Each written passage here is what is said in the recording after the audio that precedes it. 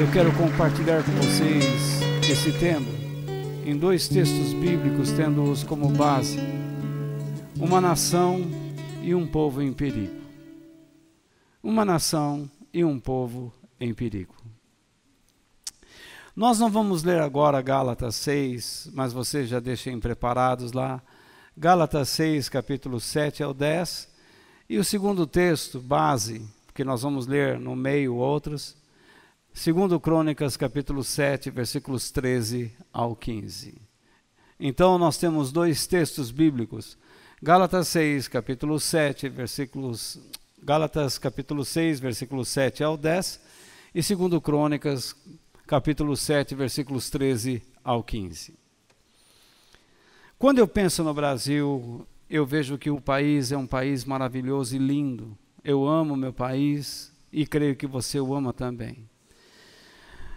Mas quando nós observamos a vida religiosa, a social, a econômica e política, nós chegamos às raias do desânimo, não é verdade? Nós vemos políticos que estão com inquéritos, almejando ser presidente, querendo processar juízes, querendo colocar juízes no mesmo nível deles.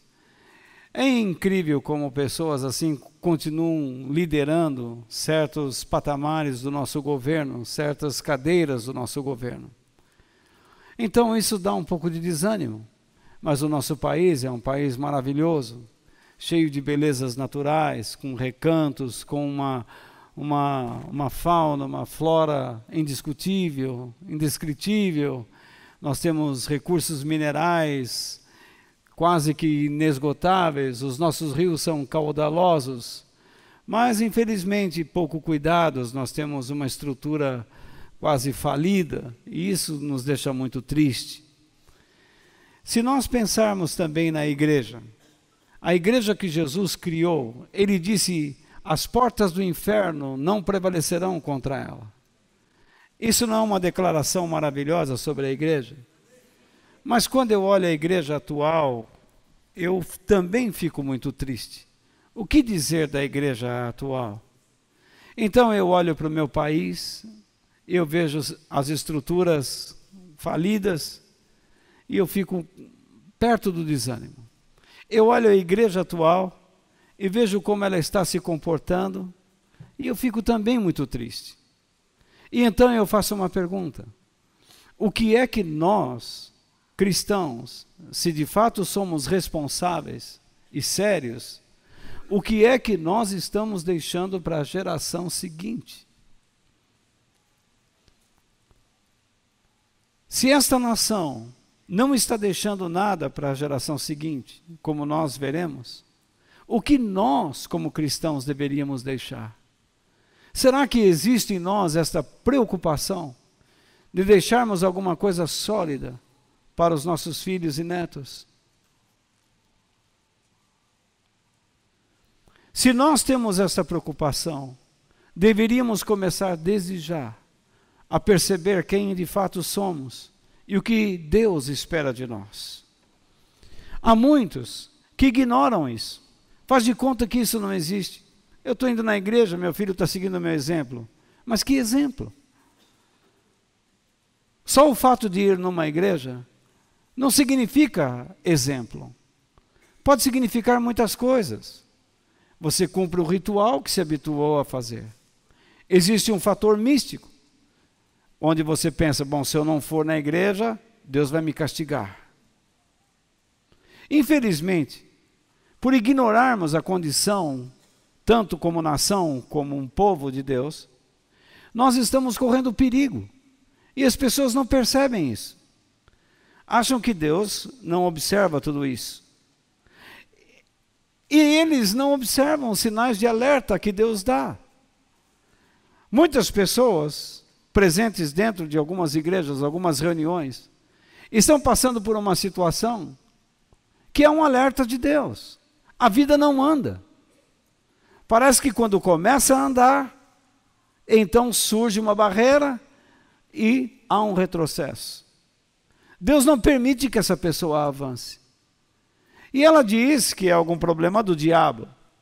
Então começa a correr atrás de várias pessoas para receber oração, dizendo: o diabo está atrapalhando minha vida. Mas Jesus não disse que as portas do inferno não prevaleceriam contra a sua igreja? Então como é que o diabo pode barrar uma pessoa simplesmente por querer barrar? Uma pessoa que diz que ama a Deus, ele não consegue, ele não pode, a menos que Deus lhe dê a permissão. Eu tenho alguns problemas com os pentecostais, sempre tive, e às vezes eles ficavam com raiva de mim. E eu falo, oro em línguas, eu sou pentecostal, e daí? Mas os pentecostais têm uma mania de dizer que podem barrar o diabo, amarrar, prender, soltar. Isso é fanatismo. Deus não ensina isso na Bíblia. E nós temos que tomar muito cuidado com isso. Infelizmente, nós não estamos nos importando com aquilo que acontece em nosso país, e nem com a igreja do Senhor. E isso se deve ao quê? Às nossas preocupações diárias. Parece que se nós não cuidarmos de fato da nossa vida, ela não vai andar. Só que Jesus ensinou o contrário. Ele disse: busquem primeiramente o seu reino, e a maneira como Ele quer que vocês vivam, e as demais coisas serão acrescentadas. Não se preocupem com o dia de amanhã, Ele disse. Já basta a preocupação do dia de hoje. Há pessoas que não estão dormindo, estão se entregando a psicotrópicos, a soníferos, porque não aguentam mais a sua preocupação. Eles não conseguem pensar em outra coisa senão preocupar-se. Preocupação é uma palavra interessante. Ela significa que você está aqui e é puxado para vários lados ao mesmo tempo. Então você começa a se deformar, você começa a se quebrar, você começa então a se esticar e não resolve o problema, porque há muitas coisas puxando você. Então você vai ter que tomar uma posição, buscar primeiramente o seu reino e a maneira como Deus quer que você se porte em determinadas situações. E pode confiar que as demais coisas, aquilo que você precisa para poder viver, Deus vai lhe oferecer. É isso que Deus diz. Mas infelizmente dentro da igreja, nós começamos a pensar como os psicólogos pagãos pensam. Nós temos que pensar como eles. Mas Deus diz que nós temos que pensar biblicamente. Nós temos que pensar de acordo com a verdade. A psicologia nem sempre vai ajudar você. A filosofia nem sempre vai ajudar você. Mas a verdade de Deus sempre vai ajudar você. Porque ela é a verdade. E Jesus mesmo ensinou: e conhecereis a verdade, e a verdade vos libertará.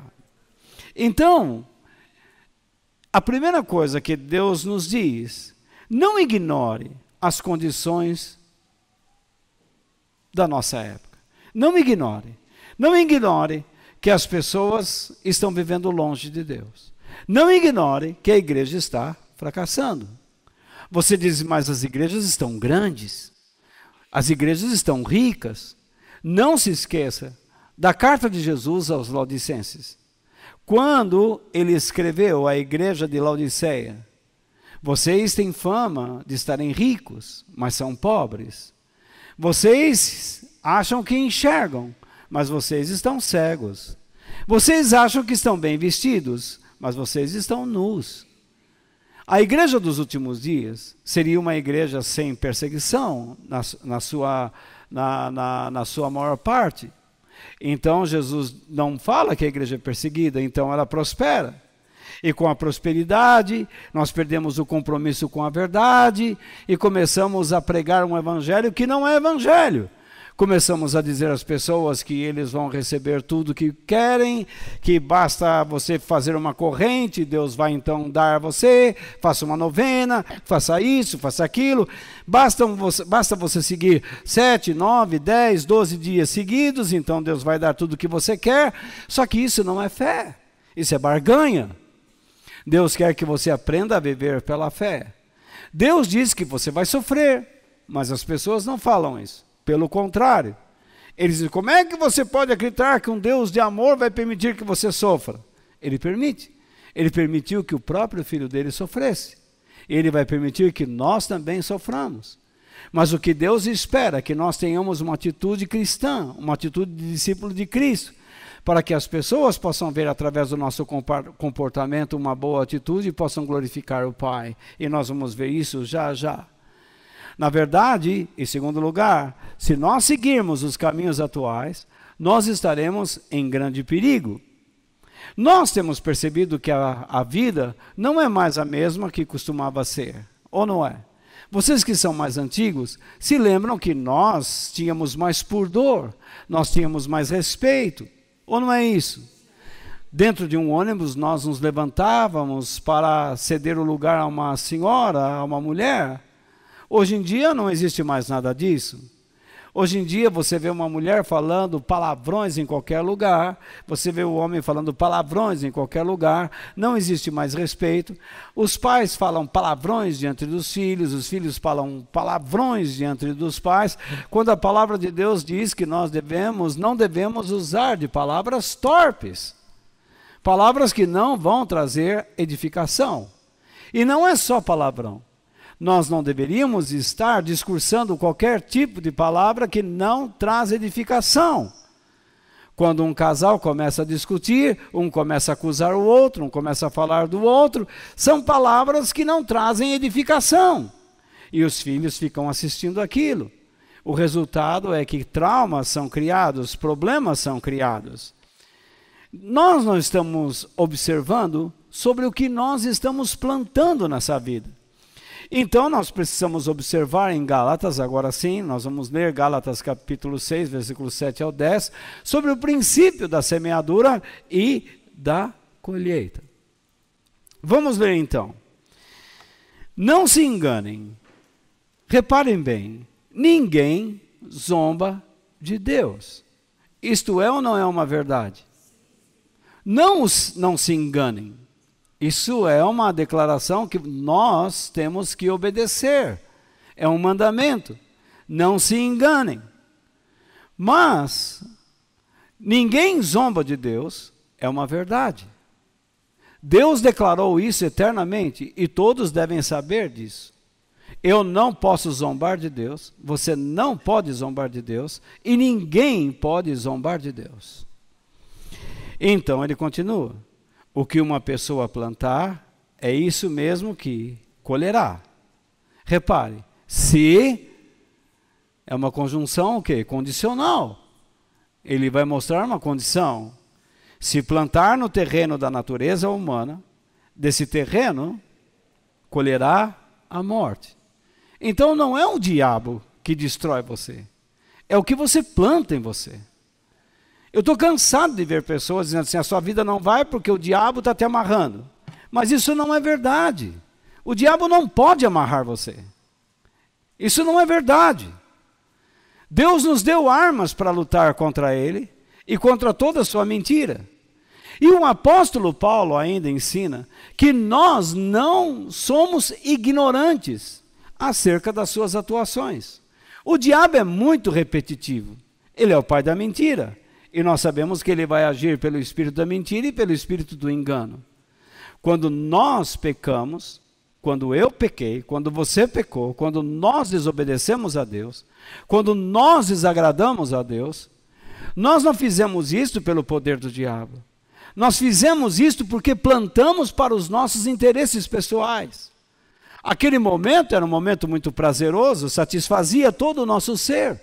Satisfazia todo o nosso ser interior, satisfazia a nossa carne, o nosso ego, satisfazia as nossas paixões, as nossas emoções. E o diabo entrou no meio e preparou todo o cenário. Ele sabia o que nós estávamos querendo e ele deixou isso acontecer. E ele fez, cooperou para que isso acontecesse. Agora, Deus poderia intervir? Claro que não, porque Deus nos deu o quê? O direito de escolher. Então, Deus tem que olhar e esperar. Nós tiramos o controle de Deus de nossas vidas e assumimos o controle. Nós estamos agora agindo de acordo com a nossa autossuficiência. E quando você planta para a carne, isto é, quando você planta para si mesmo, quando você começa a plantar para os seus interesses pessoais, o que você vai colher? É a morte. Você pode estar dentro de uma igreja, e então Deus diz, eu quero que você comece a mudar sua maneira de pensar. Mas você diz, não, eu nasci assim, vou morrer assim, sem cantar Gabriela no final. Mas na verdade você começa a dizer, não, eu sou assim, não preciso ser assim, mas Deus está dizendo, eu não quero que você continue assim. Mas por que você continua daquela maneira? Por que você não muda? Porque você está plantando para seu interesse. Você não quer se comprometer mais. Você não quer dar um passo a mais. Assim é a nação. Deus fala com a nação por meio da igreja. Mas a igreja, quando começa a buscar só o que é de seu interesse, ela se cala. Ela cala sua voz para a nação. Então a nação não a escuta. E se não a escuta, não há princípios que possam reger a nação. Então a nação se afunda, porque a igreja está se afundando. Não é a nação que influencia propriamente a igreja a se afundar, mas é o silêncio da igreja que faz com que uma nação se afunde. Se você olhar para o passado, você vai descobrir que colônias, todas elas foram iguais. Ah, se os holandeses estivessem aqui. Olhem para as colônias holandesas. Eles são como nós, países de terceiro mundo. Alguns nem emergentes são. Olhe para as colônias francesas. Olhe para as colônias portuguesas. As colônias britânicas. Enfim, o que deu nisso? Nós temos países que falam inglês, francês, holandês, português, mas todos eles estão na pobreza, estão à míngua. Você olha as crianças, eles estão morrendo de fome. O que é que faltou? Faltou o evangelho. Mas você olha um país como a Austrália, por exemplo. Era uma colônia do quê? De presos. Vamos mandar para aquela ilha lá nos confins do Juda. Mas eles tomaram uma decisão. Vamos formar um país. E começaram a formar um país. E tomaram a palavra de Deus como regra, como base. Então eles plantaram sobre valores e princípios cristãos. A Austrália cresceu. Mas hoje a Austrália começa a sentir um drama. O evangelho está desaparecendo. A licenciosidade está aumentando. E o resultado é que o país começa a entrar em declínio. Declínio espiritual, depois moral e depois, naturalmente, as outras coisas que virão. Você olha a Inglaterra.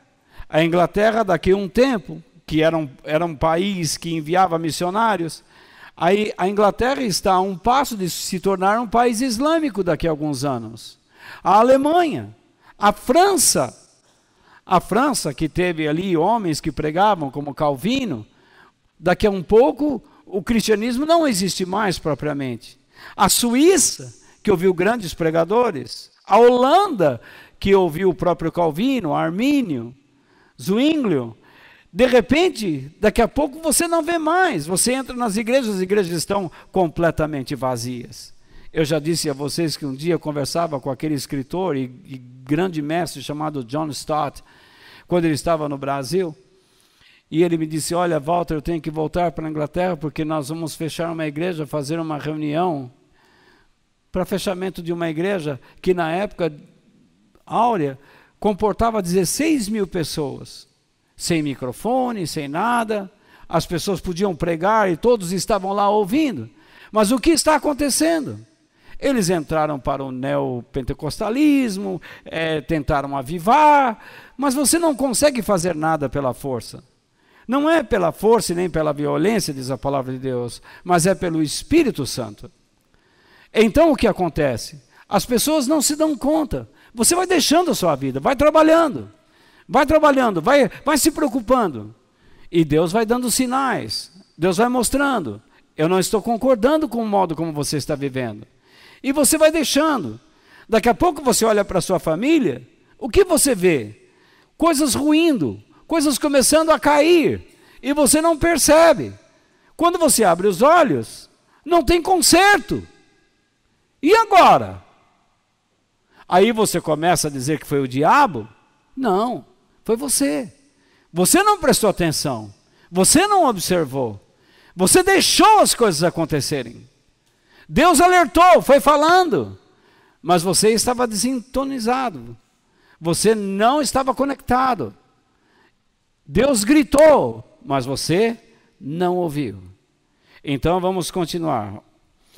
Porém, se plantar no terreno do Espírito de Deus, desse terreno colherá a vida eterna. Não nos cansemos do quê? De fazer o bem. Esse é o problema. Muitos cristãos acham que o evangelho é apenas feito de declarações. Eu vou na igreja de domingo, está tudo certo. Eu vou na igreja mais um dia da semana, está tudo certo. Mas a palavra de Deus diz que não existe cristianismo sem que nós tenhamos atitudes concretas de cristãos, isto é, sem que façamos coisas para Deus e para o nosso próximo. Mas o cristianismo atual, a decadência dele nos mostra o seguinte: nós estamos tentando fazer muitas coisas para nós mesmos. Me diga se eu estou enganado. Quando você vai numa igreja e faz uma novena, para quem que você faz? Para você. Mas aí você diz assim, não, mas eu incluí o nome de uma pessoa. Mas você está incluindo o nome de uma pessoa num negócio que Deus diz, não é assim que funciona. Eu não quero que simplesmente você ore por uma pessoa e largue ela a 1 milha de distância. Você tem que ter contato com essa pessoa. Ela tem que aprender através de você. Aí você vai numa igreja e faz uma corrente. Para quem que você faz? Para si mesmo? Por interesses pessoais? Vejam pessoas que entram numa igreja e dão 5 mil, 10 mil, dão um carro, dão uma casa, dão um sítio, dão verdadeiras fortunas para os pastores se enriquecerem. Agora, um pastor que busca só riqueza pessoal, eu não acredito que esse homem crê no céu. Porque se ele acreditasse no céu, ele não ficaria rico, ele não queria ficar rico. Eu não tenho interesse nenhum em ficar rico. Eu quero ter uma vida digna. Eu quero poder comprar meus livros, eu quero poder almoçar, jantar, eu quero poder estar com vocês, eu quero poder, às vezes, poder viajar, levar minha esposa a alguns lugares que ela nunca conheceu. E para que existe aí essas empresas de viagem para a gente pagar em quase 20 vezes? É ou não é? Coisa de pobre. Mas tudo bem. Deus não me deu essa graça de poder chegar lá com o cacife, está aqui, está pago, tudo pago. Aqueles que podem, amém, devem fazer mesmo. Não existe coisa melhor nessa vida humana, humanamente falando, do que viajar. Você adquire cultura, você aprende, você abre a cabeça, você entende. Não importa para onde você vai. Você vai daqui, por exemplo, a Francisco Morato.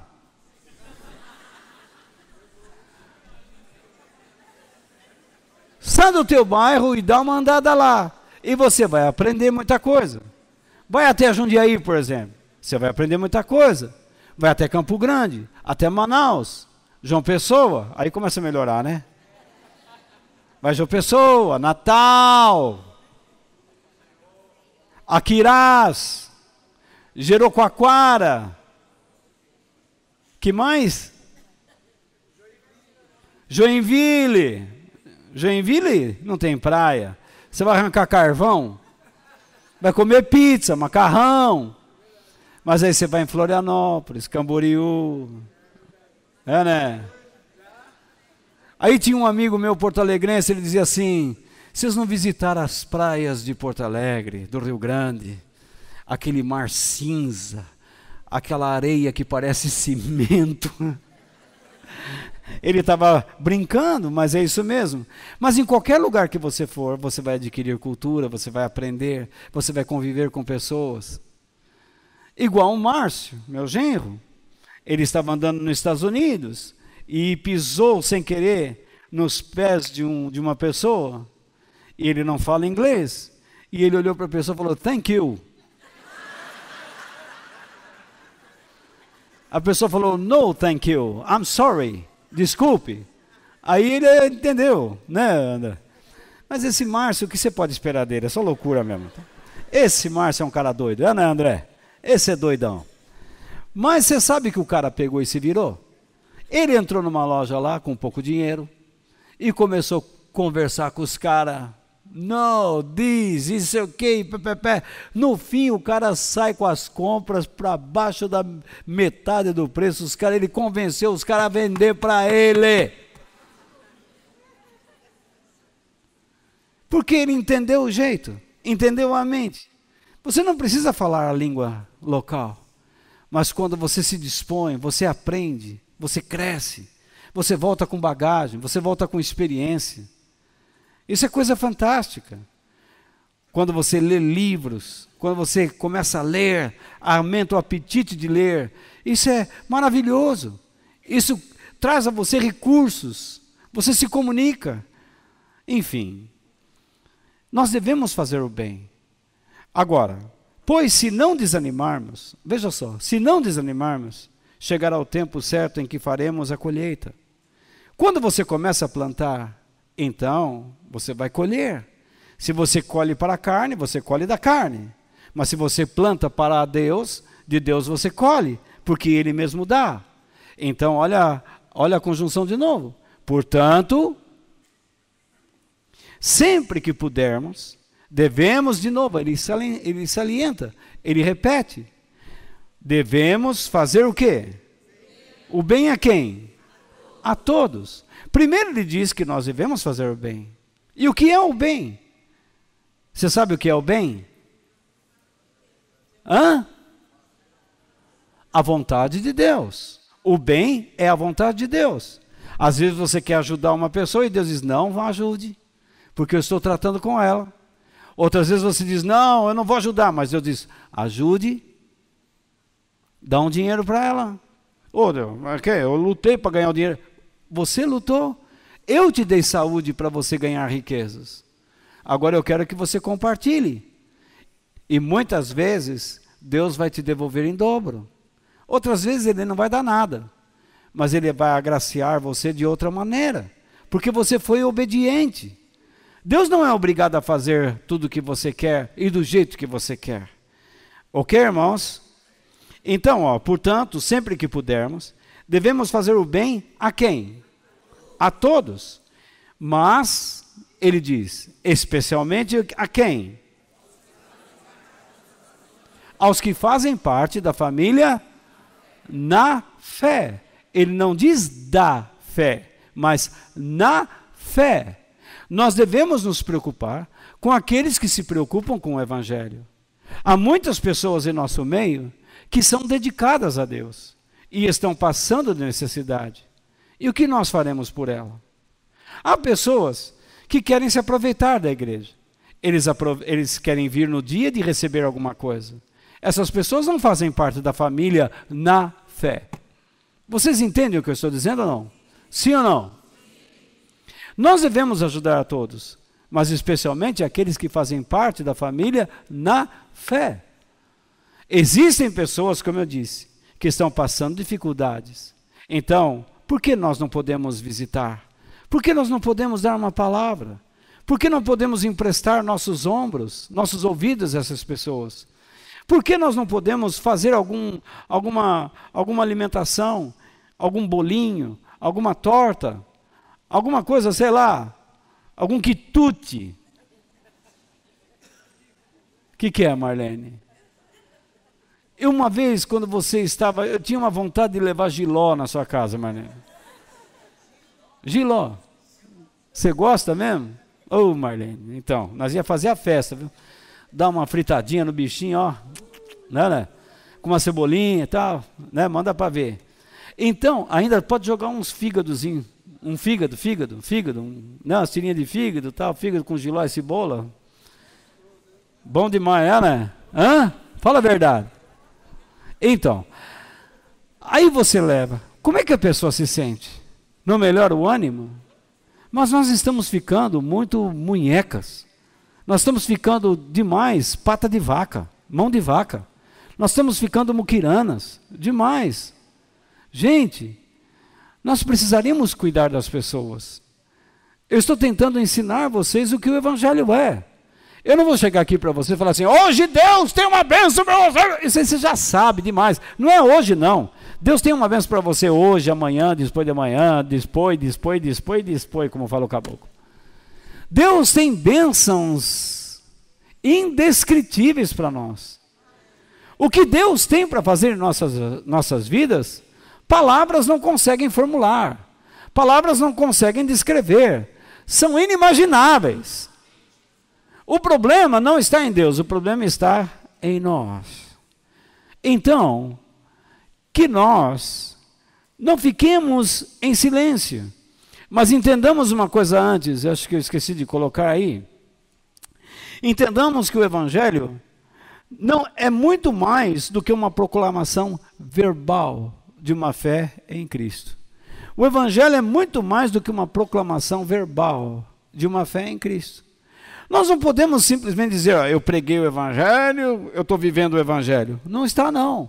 Porque o apóstolo Paulo diz que além de proclamarmos, nós devemos fazer o quê? O bem. Nós devemos reunir pessoas. Nós devemos falar com essas pessoas. Compartilhar com essas pessoas a graça de Deus. Nossas convicções bíblicas é que determinam o estado de saúde dos nossos relacionamentos, do nosso trabalho, como nós escolhemos nossos líderes e como nós adoramos a Deus. Se você adora a Deus segundo a sua tradição, você pode dizer que essa adoração é saudável? Claro que não. Se você simplesmente vem na igreja, não anota nada, não aprende nada, e se você anota e depois você não volta as suas notas como nós aprendemos, a sua adoração não é saudável. Em 72 horas, você vai esquecer tudo o que aprendeu. Tanto aqui como em uma escola, em qualquer curso qualquer. Você vai esquecer tudo. Deus está dizendo, você precisa aprender. Como nós escolhemos os nossos líderes? Nós queremos pessoas que façam aquilo que nós gostamos. E não, por exemplo, em caso da nação, como a nação precisa. Como nós escolhemos nossos pastores? Eu vou naquela igreja porque o pastor lá está com fogo puro. O fogo está pegando ele de cabo a rabo. Jesus, o que eu falei aqui? Bom, vocês entenderam. O fogo está pegando a extensão do homem todo, né? Então, está comendo, está queimando ele, né? Então, veja só. Eu vou ali porque ali as coisas acontecem. Acontecem? Se você observar o número de cristãos que estão abandonando o cristianismo por sentirem que foram enganados, é muito maior do que aqueles que estão ingressando no cristianismo. Sabe qual é a religião que está crescendo mais em nosso país? O Islã. O que eles prometem? Eles não prometem nada. Eles não prometem para você vida grandiosa. Eles não prometem a vocês vida abundante, vida próspera. Eles dizem que vocês têm que obedecer 5 pilares. Qualquer dia eu vou falar sobre isso com vocês. É uma conversão externa. Não precisa mudar nada por dentro. Desde que você cumpra aquilo lá, você é um adorador de Deus. E nós estamos ficando igual. Nós dizemos assim, eu já fui na igreja, me vesti, me pintei o cabelo, todo mundo me elogiou.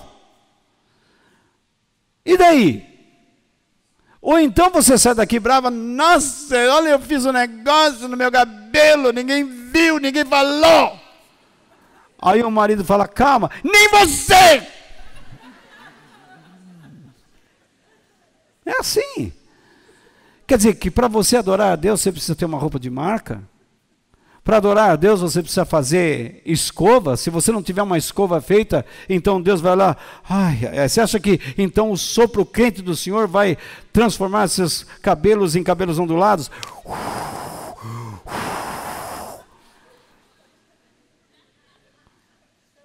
Se você não tiver perfeita ou perfeito, então Deus vai ficar triste. O que Deus pede é isso: filho, filho meu, dá-me o teu coração. Se eu não estou oferecendo o meu coração a Deus, eu não estou oferecendo nada. Se eu estou aqui por motivos errados, tudo está errado. Então, como é que eu escolho os meus líderes? Para minha satisfação pessoal? Pelo meu interesse? Eu contei a história de vocês aqui que um rapaz não conseguiu ficar na igreja, porque a gente sempre fala sobre questões morais e espirituais. Ele queria ouvir um líder que falasse com ele sobre interesses, sobre riquezas. O resultado foi que mais lá na frente ele estava completamente perdido e pensando em se matar. Deus cobra, irmãos. O que você planta para a carne, você vai colher. Na verdade, você tem que confiar em Deus. Essa é a minha preocupação. Como é que você trabalha? Como que você é no seu trabalho? Você enrola? Você mente? Você rouba? Se tiver uma moedinha lá de 50 centavos que a pessoa esqueceu, você põe no bolso? Você está roubando. Você não deveria fazer isso. Se alguém deixa alguma coisa para você compartilhar com outro e você não dá para essa pessoa, você está roubando. Seja o seu filho, seja a sua esposa, seja quem for. Seja o patrão ou o empregado. Como é que você está procedendo nos seus relacionamentos? Com a sua família? Com seus filhos? O Evangelho te ajuda a fazer diferença? Ou você simplesmente é a mesma pessoa? Eu sei que todo relacionamento tem suas fases ruins. E tem mesmo. Nós não podemos negar isso. Há momentos em que as pessoas estão mais ásperas. Mas será que você não consegue mudar nunca? Será que você vai ser sempre essa pessoa? Será que você não tem uma palavra de carinho? Será que você não tem uma palavra de elogio? Será que você nunca levanta a pessoa que está do seu lado, o seu cônjuge, ou então seu filho, os seus pais? Qual é o primeiro papel primordial da mulher no casamento? Deus disse, Deus ensinou no Éden. É cuidar do marido, fazer com que ele sempre obedeça a Deus. Qual é o papel prioritário do homem no casamento? É cuidar da mulher, ouvir seus conselhos. Ouvir seus conselhos.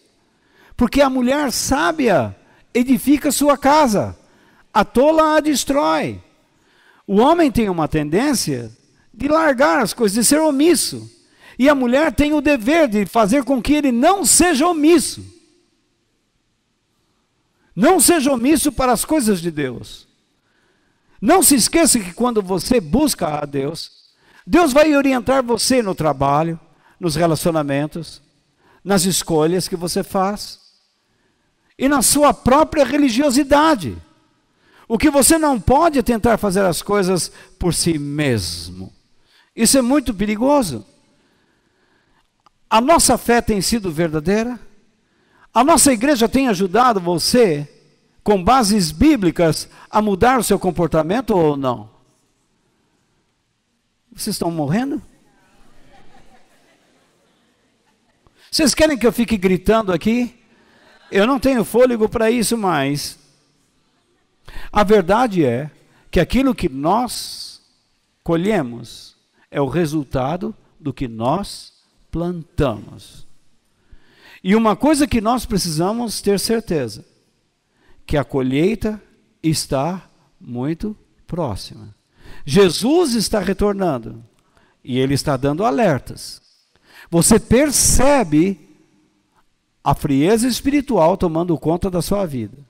Você não quer participar de grupos pequenos, você não lê a Bíblia, você não ora, você não está nem aí com Deus.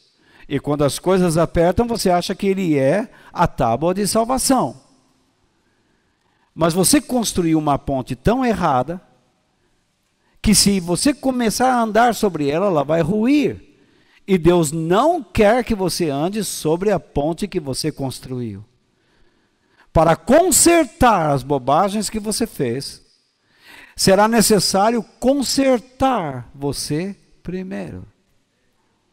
Deus vai começar a trabalhar primeiro na sua vida. Por isso que não adianta nada você chegar numa igreja e ficar pedindo, ó Deus, abençoa isso, abençoa aquilo. O próprio Senhor Jesus ensinou com relação a uma pessoa possuída por um demônio. Ele explicou, a gente expulsa, o demônio sai, mas a pessoa precisa entrar no processo de Deus. Porque se ela não entrar neste processo, os demônios voltam. E o segundo estado dessa pessoa será pior que o primeiro. Então vocês têm que tomar cuidado. Vocês vieram de uma linhagem tradicional. Vocês têm uma tradição, uma cultura. Seus pais, seus avós pensavam de uma maneira. E vocês aprenderam muito com seus pais.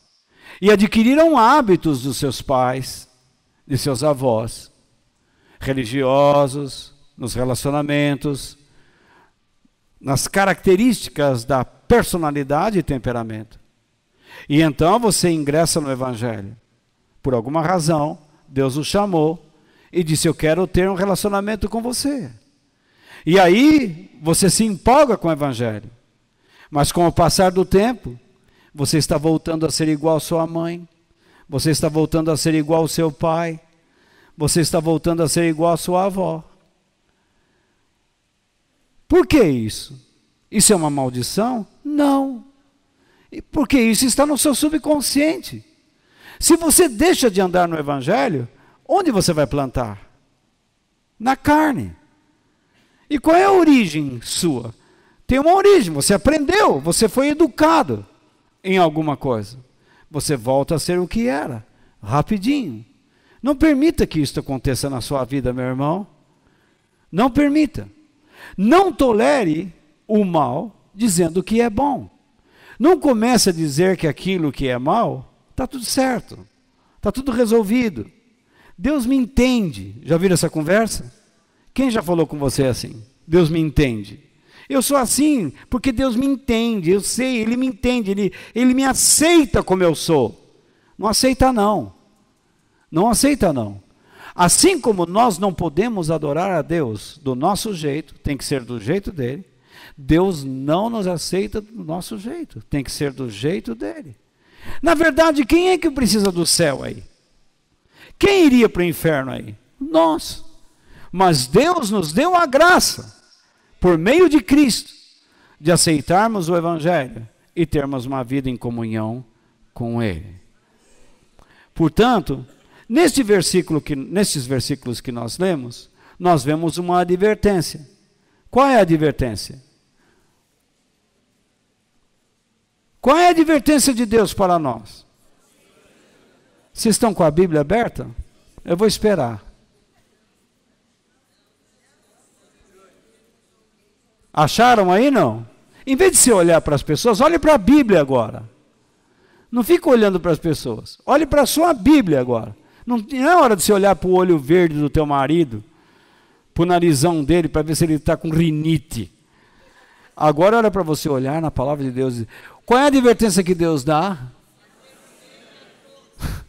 Não se enganem. Ele adverte. Não se enganem. Ele dá uma ordem. Essa ordem é uma ordem de advertência. Não se conduza para fora dos caminhos de Deus. Não induza a si próprio ao erro. Não fique acreditando que o erro é verdadeiro ou é a verdade.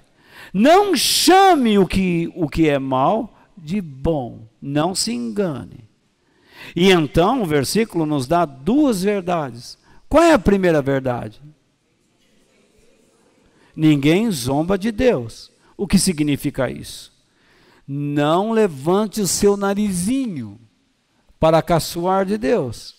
Não endureça a sua cerviz. Eu sei, eu cuido da minha vida, eu sei o que é melhor, eu não preciso de Deus. De Deus não se zomba.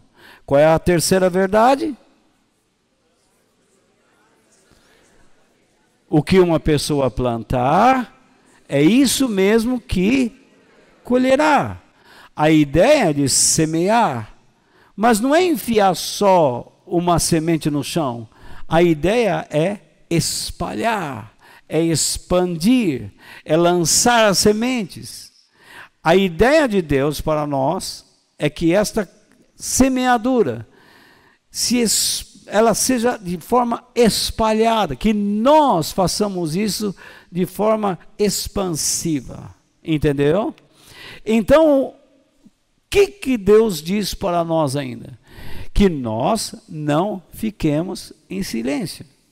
Se nós estamos sendo afetados tanto pelas ideias ruins da nação, porque nós estamos nos perdendo, porque deixamos de pregar a palavra de Deus, deixamos de falar, nós começamos a ser afetados.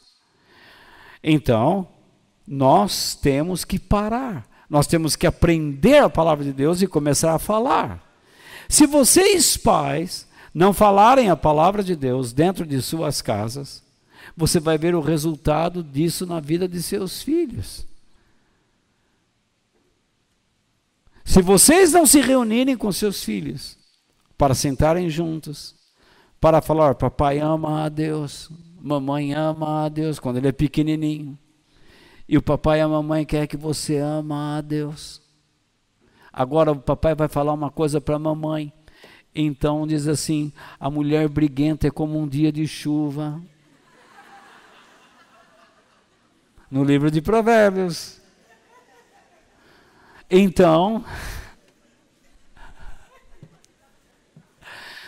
aí, se você não falar a palavra de Deus em casa, a criança não vai se acostumar, a mulher não vai se acostumar, o marido não vai se acostumar. Nós, homens, temos muita vergonha de nossas esposas, sabia? Nós temos vergonha de falar com elas sobre a palavra de Deus. A maioria dos homens tem vergonha. Porque nós sabemos que a mulher diz assim, se eu falar para ela, ela vai falar assim, mas ele não é tudo isso.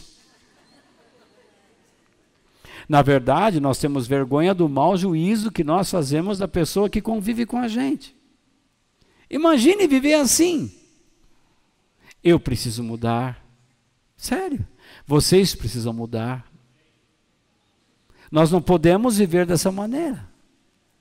E a mulher precisa mudar, sabendo que ela precisa trabalhar com um aspecto feio do nosso caráter, que é a nossa omissão.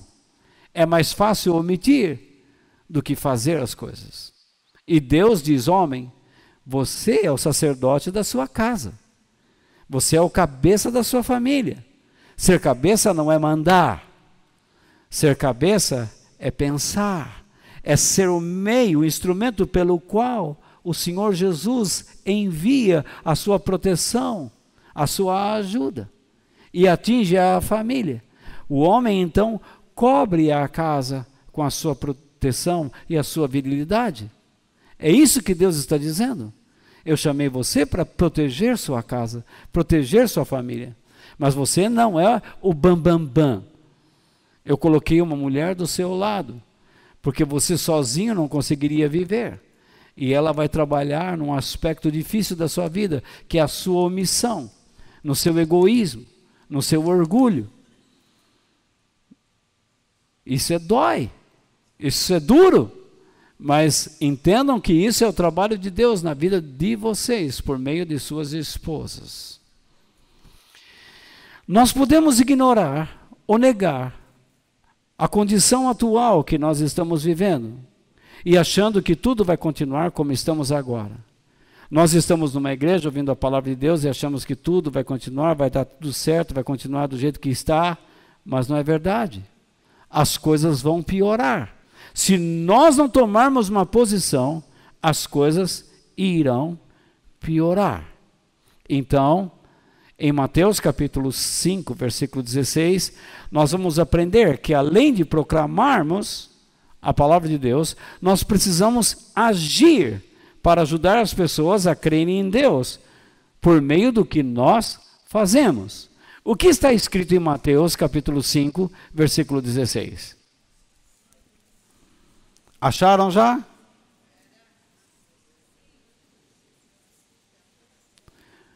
Deus está falando com você, gente? Hã? Sim ou não? Olha lá, hein? Toma juízo, hein? Pronto? Assim também, a luz de vocês deve brilhar. Ó, assim também, a luz de vocês deve brilhar. O que Jesus diz? Vocês são a luz para este mundo. Então, a luz de vocês. Eu tenho luz? Não. Eu sou como um planeta opaco. Se não existir um astro que emite luz e calor, eu não tenho brilho. A luz de vocês, isto é, Cristo em vocês, deve brilhar. Entendeu? Entenderam? Então, ele diz a finalidade disso. Para quê? Para que os outros vejam. Para aí. Então, o cristianismo não é só falar. A luz deve brilhar. Para que os outros vejam alguma coisa. Vejam o quê? As coisas boas que vocês fazem. Mas essas coisas boas é o que Paulo disse. Não deixem de fazer o bem. A quem? A todos. A todas as pessoas da nossa nação. Mas eu tenho um círculo de pessoas ao meu redor. Você tem outros ao seu redor. E assim por diante. E nós temos que trabalhar com essas pessoas que Deus nos dá. Fazer o bem para elas. Mas não é ficar fazendo filantropia, gente. É fazer a vontade de Deus. O que acontece quando elas observam que aquilo é da parte de Deus? Elas enxergam Jesus na sua vida. O que elas fazem? O quê? Louvam o Pai de vocês, que está no céu. Perceba que o Evangelho não é uma questão só de conduzir a pessoa a entender algum assunto. Mas o Evangelho também, ele se reproduz por meio da percepção que uma pessoa faz daquele que vive o Evangelho. Você pode ter palavras, mas não atitudes. Você pode ter uma atitude e não ter palavras que sustentam sua atitude. Então, nós temos que ser pessoas equalizadas. Pessoas sensatas, ou não é?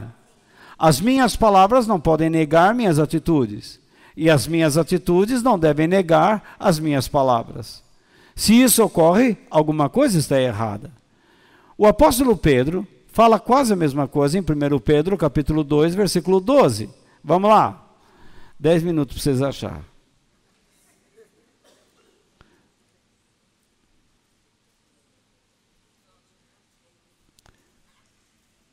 Primeiro Pedro, capítulo 2, versículo 12.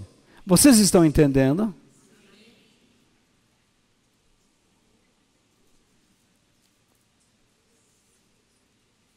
Primeiro Pedro, capítulo 2, verso 12. Acharam? Todos acharam? Quem não achou, diga, eu estou no caminho da salvação. Está no caminho. Então vamos lá. Pode ir? Vamos lá. Olha só o que ele diz. A conduta de vocês, entre quem? Entre os pagãos, deve ser o quê? Boa. O que significa boa? Pense na vontade de Deus.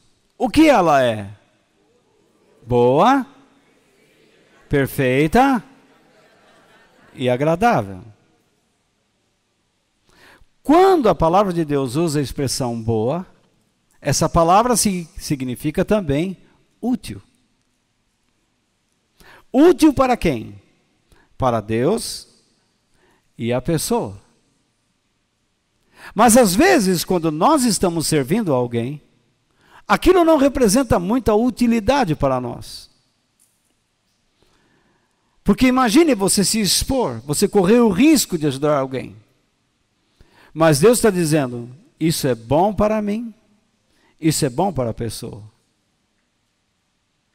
E porque eu vou pedir para as pessoas que se levantam, cuidado que nós estamos filmando. Quando você passar na frente da cama, abaixa a cabeça. Obrigado, hein? Tá? Porque senão pega a sua cabeça lá. Valeu?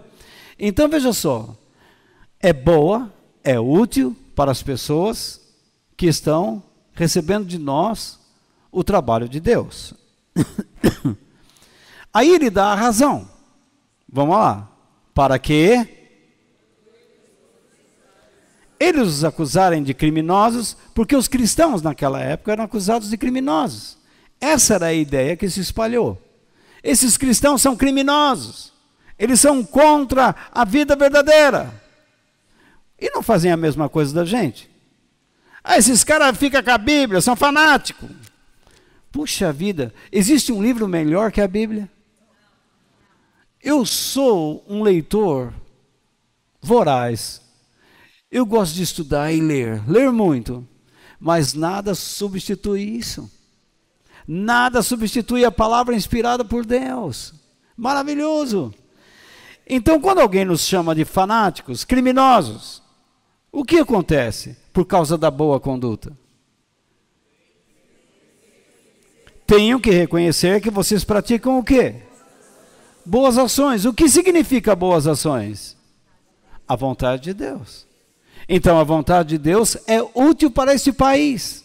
A vontade de Deus é útil para a igreja.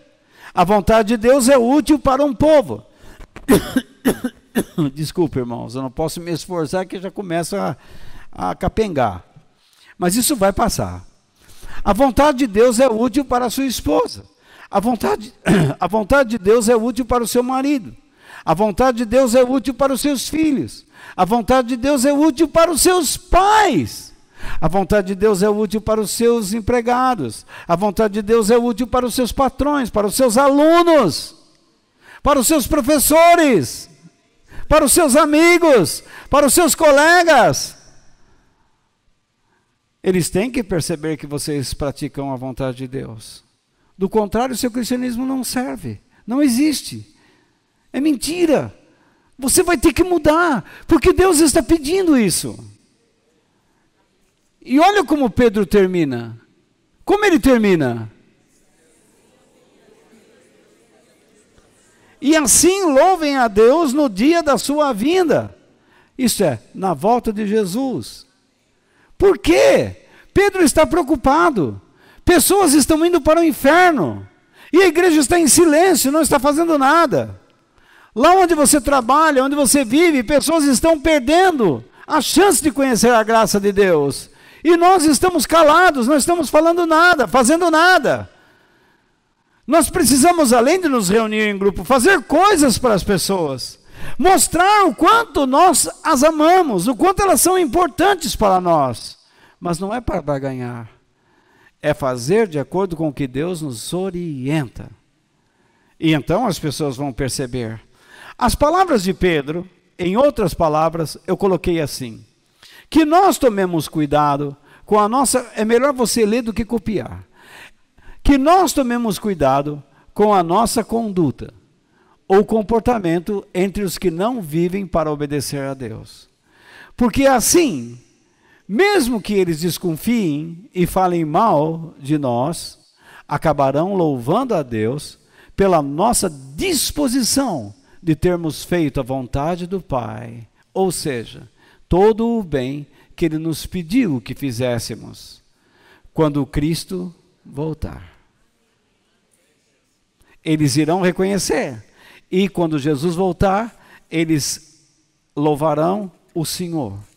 Mas deixe-me dizer rapidamente, para nós irmos terminando. Sinais de um povo em perigo, tanto a igreja como a nação.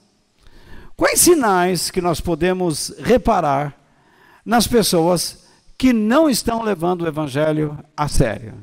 Agora eu vou colocar aqui uma lista de 7 itens: imoralidade, avareza, orgulho, tolerância, preguiça, ingratidão e irreverência.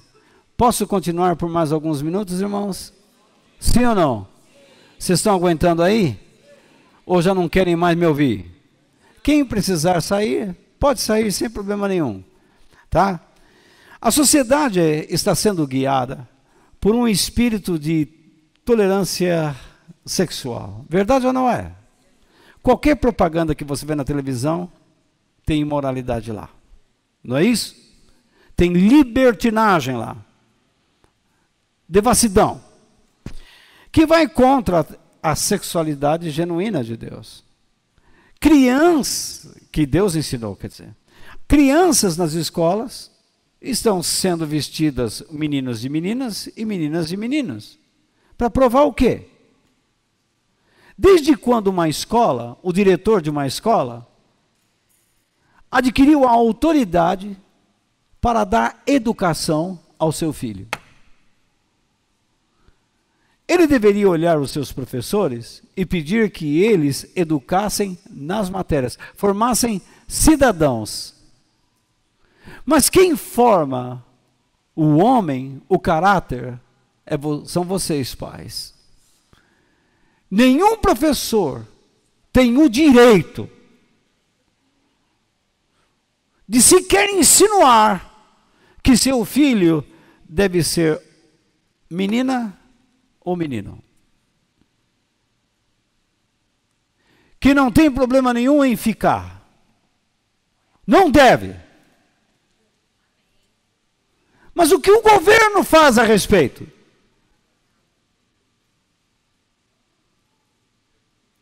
Faz nada. Porque estão um pouco se lixando com o país.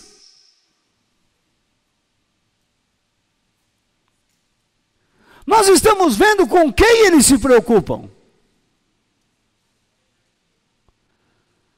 Avareza. As pessoas fazem o que for preciso para se tornarem ricas, ainda que tenham que roubar, enganar ou mentir. Pastores mentem, dizendo que se você der tanto, Deus vai te dar tanto. As pessoas acreditam porque gostam da mentira. Por que as igrejas mundanas crescem mais? Porque João mesmo declarou. Porque a linguagem desses líderes são mundanas. Desculpe. É mundana. A linguagem deles é mundana. E as pessoas, conhecendo a linguagem mundana, entendem aquilo e aceitam. Mas quando você se depara com uma linguagem espiritual, você diz: ai, que chatice, tem que pensar muito, isso não dá resultado. Você se engana. Acabamos de dizer, se você plantar para a carne, você vai colher sua morte, sua separação de Deus, e é Deus que diz isso. Mas se você plantar no Espírito, Deus diz: vou trazer você para perto, e vou deixar você satisfeito. Orgulho. A maioria pensa que não precisa de Deus, pois acredita na capacidade individual de obter tudo o que quer, sem a ajuda dele. Se a avareza leva os homens a serem mesquinhos, materialistas, o orgulho leva o homem a ser o Deus de si mesmo. A tolerância.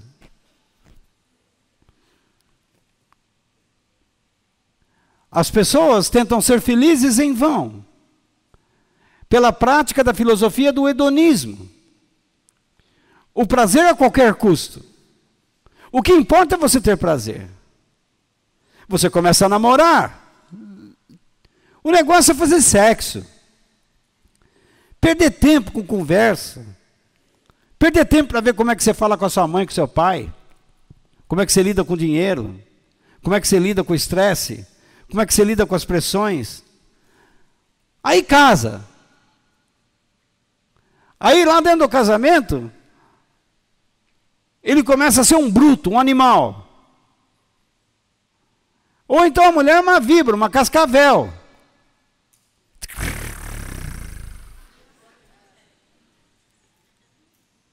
Aí, meu amigo, já era. Nada foi preparado lá. E agora?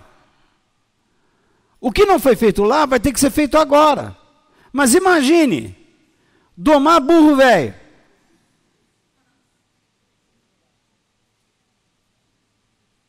Não é mais difícil? Muito mais. Preguiça.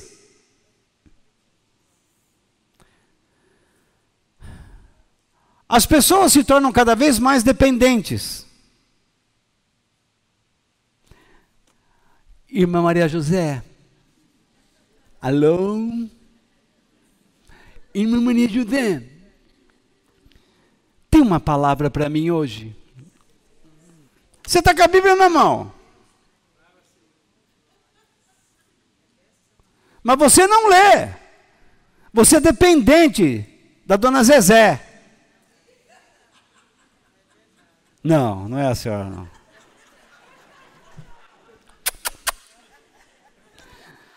Outros são preguiçosos. Ó, Senhor, fala comigo hoje, em nome de Jesus. Amém.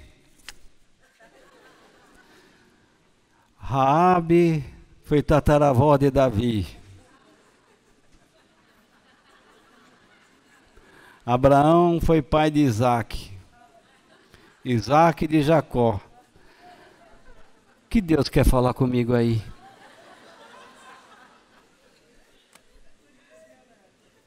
Preguiça. Preguiça.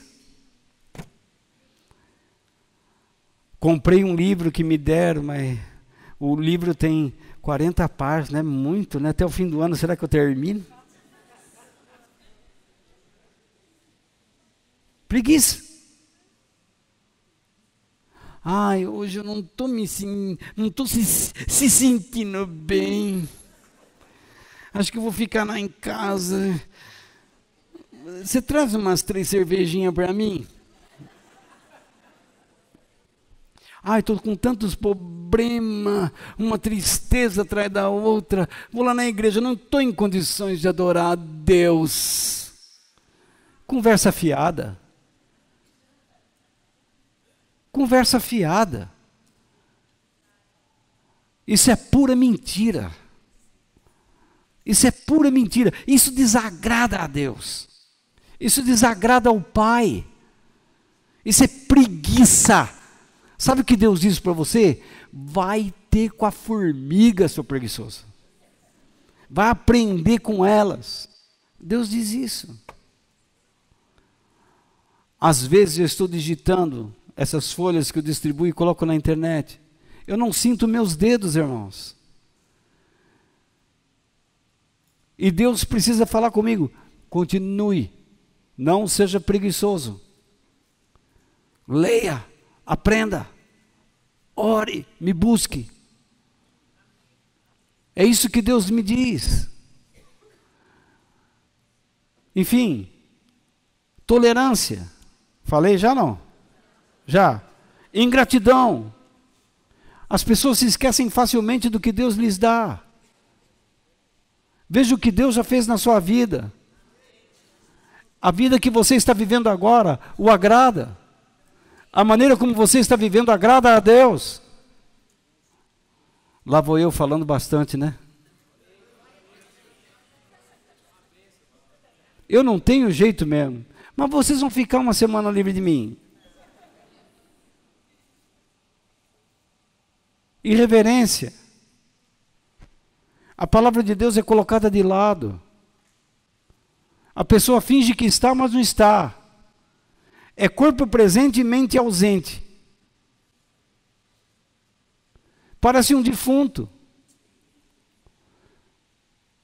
Algumas igrejas dizem, nossa, mas na igreja é um silêncio. Você quer o quê? Quando Deus fala, Deus manda você se calar. Eu pensava antigamente que quando Deus falava, a igreja tinha que ficar... Um dia eu falei, o diabo está aqui, vai matar vocês.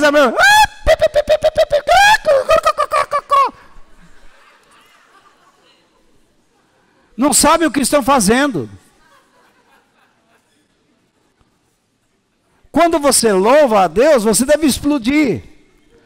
Mas quando Deus fala, você tem que se calar. E aprender. Dizer amém. Amém, Senhor. Te agradeço. É isso que nós temos que fazer.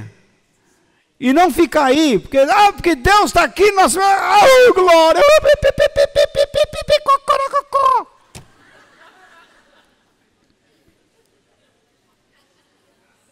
Com todo respeito. Isso não é ser pentecostal. Se você estudar o que é ser pentecostal, você não cairia nas baboseiras do que eles falam. Eu estudei muito as raízes do pentecostalismo. Nós estamos descambando, nós estamos trazendo para o nosso meio feitiçaria, misticismo, uma série de coisas que não fazem parte, além de distorcer as Sagradas Escrituras. Por isso, meu irmão, em terceiro lugar, o perigo do julgamento divino.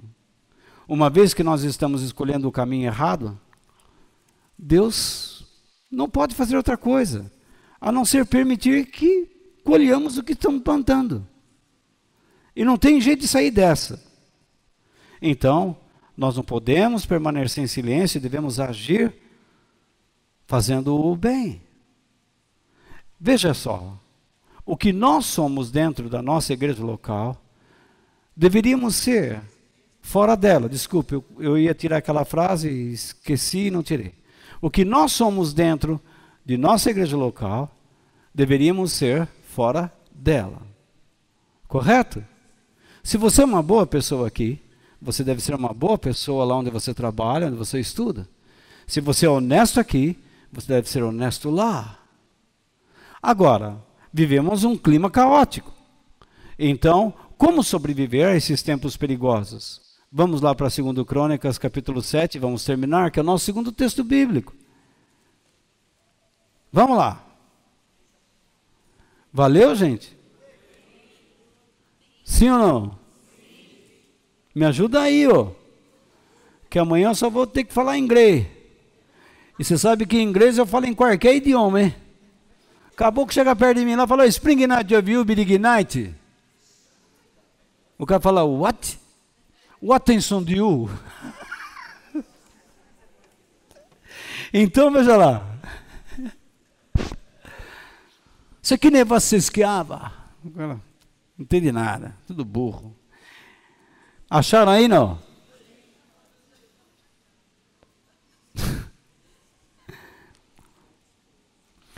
Esta é uma palavra de Deus para o povo de Israel.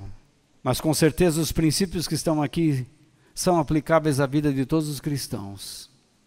Principalmente os princípios que estão no versículo 14. Versículo 13, então. Olha o que Deus diz para um povo que é desobediente.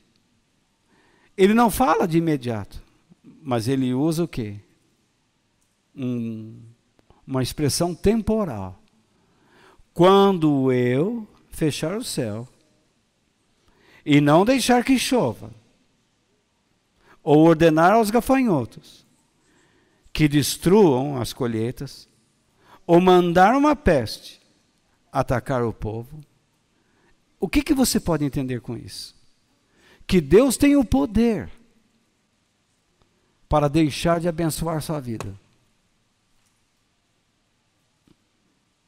E aí? Tem gente que não acredita nisso, mesmo estando escrito. E não está escrito só aqui. Deus é o mesmo no Velho Testamento e no Novo. Assim como Jesus é o mesmo ontem, hoje e eternamente, porque Ele é Deus. Como nós cantamos no hino que o Babu cantou. Quão grande és. Quão grande é o meu Deus. Deus tem o poder para fechar o céu para você. Aí você vai gritar. Mas o céu está fechado. Você não dá valor. E Deus vai permitir que você passe. Não é que Ele vai abandonar você. Mas você vai se sentir abandonado.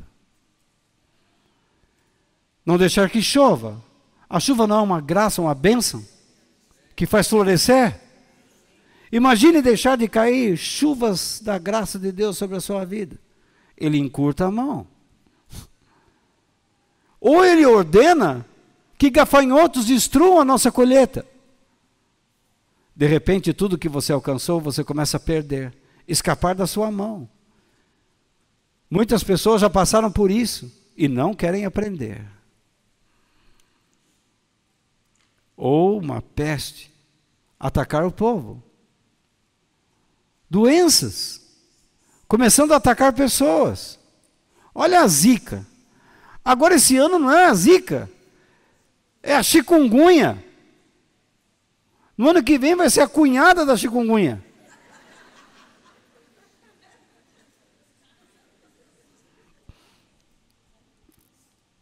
Então, no versículo 14. Se o meu povo, que pertence somente a mim, veja, o povo que somente pertence a Deus, Deus pode fazer o que Ele quiser com ele. Não, mas Deus é tão bom, é tão amor, que jamais vai fechar o céu. Ele está dizendo que fecha. Deus nunca vai deixar um gafanhoto vir me morder. Gafanhoto não morde você, ele destrói as coisas que estão ao seu redor.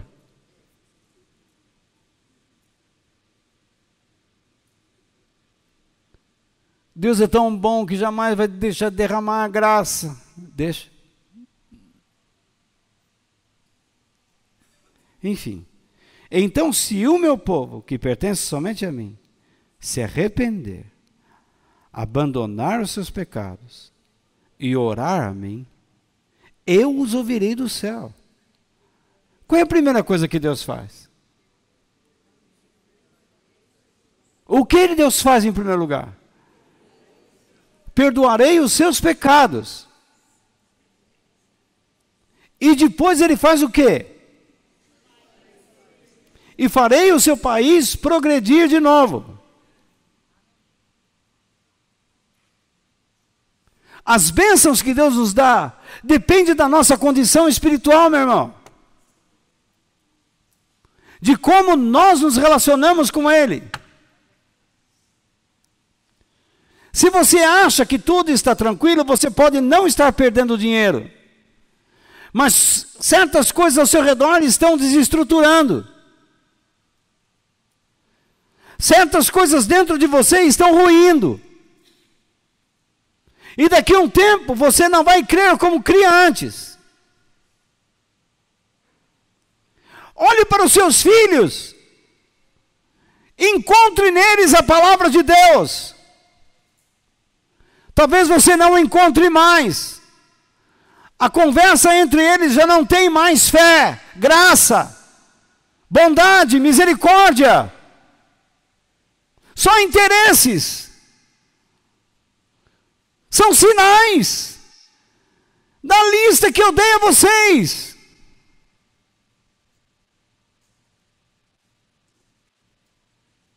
Talvez seus filhos estão chamando de bom aquilo que é mal, que Deus chama de mal. Talvez o seu marido está chamando de mal aquilo que Deus chama bom. São sinais.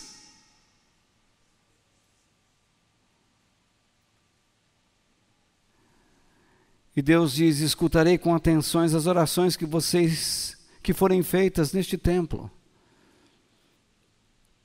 Deus nos pede que sejamos humildes, que oremos mais, que busquemos a sua face, que abandonemos os nossos pecados, isto é, que nós olhemos para a nossa vida moral, que não sejamos avarentos, orgulhosos e egoístas, que não sejamos tolerantes com aquilo que Deus chama de mal. Deixemos de ser preguiçosos, ingratos, irreverentes.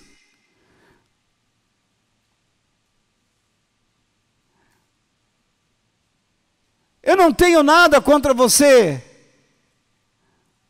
vir a este lugar, mas tenha postura.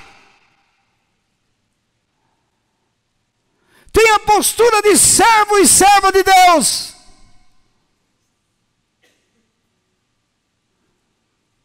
Eu conheci uma mulher que trazia marmita, enquanto a gente pregava, ela comia a coxa do frango.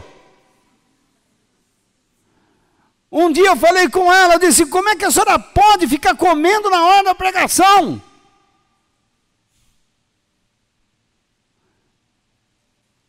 Ela foi reclamar para mim, para o pastor titular. E ele me deu uma bronca, porque eu fui orientar a mulher. Ele chamou o que é ruim de bom. O resultado é que a vida espiritual dele começou a fracassar.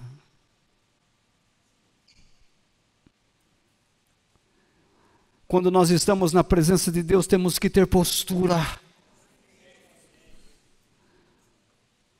Nós estamos daquele que é maior do que qualquer presidente, ou do que todos os presidentes desse globo juntos.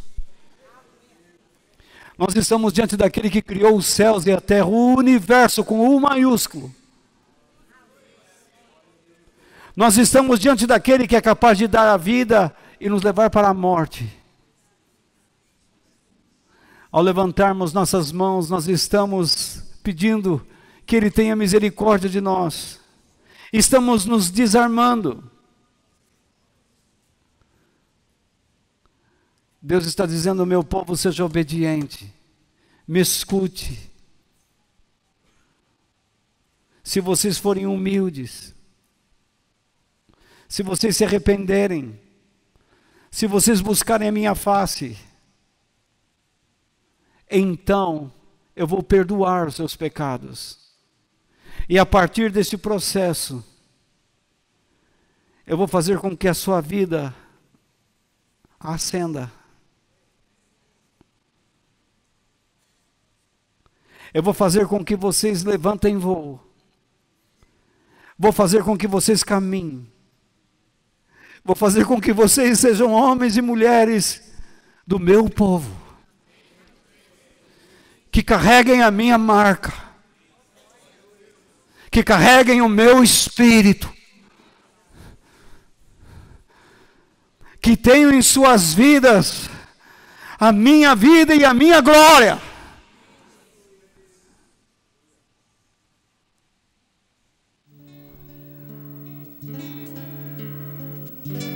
Que Deus possa nos abençoar, meus irmãos. Que Deus nos abençoe. Em nome de Jesus. Quem usa, tenho eu além de ti, e na terra em quem tenho mais prazer, não há outro semelhante a ti, Senhor. És a minha força em meu coração. És a minha